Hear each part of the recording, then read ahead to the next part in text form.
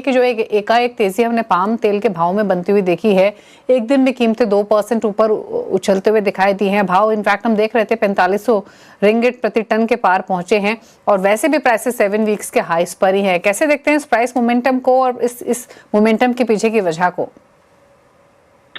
Overall देखेंगे तो last 2 week में मार्केट डाउनवर्ड करेक्ट होके फिर वापस एक बेस सपोर्टिव ही बना के चल रहा था। ओवरऑल पाम प्रोडक्शन भी धीरे धीरे अब हायर साइकिल से बाहर हो जाएगा। जेएफएम एएमजे पीरियड में उल्टा लो प्रोडक्शन साइकिल में चले जाएगा।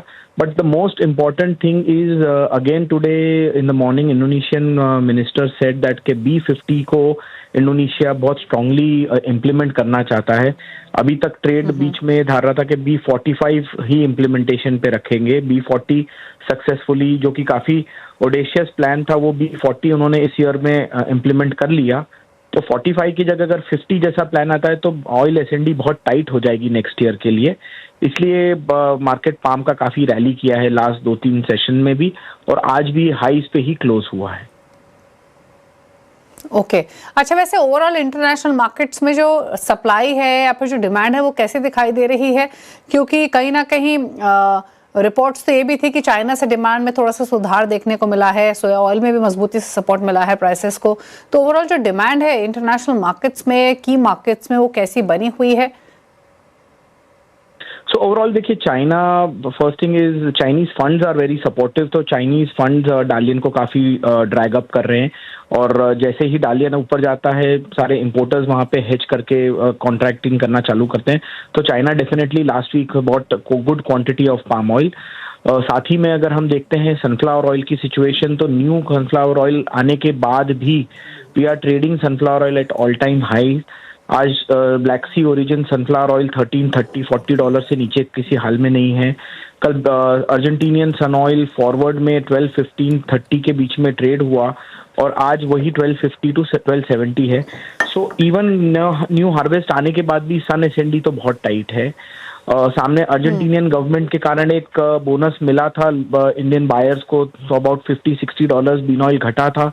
$1150-60 का बीन ऑयल 1115 तक नीचे में गया था। आज वो बीन ऑयल भी $1180-90 का हो चुका है। सो ओवरऑल सप्लाई साइड थोड़ा सा टाइट ही होते जा रहा है, and coverage from India China will always be there.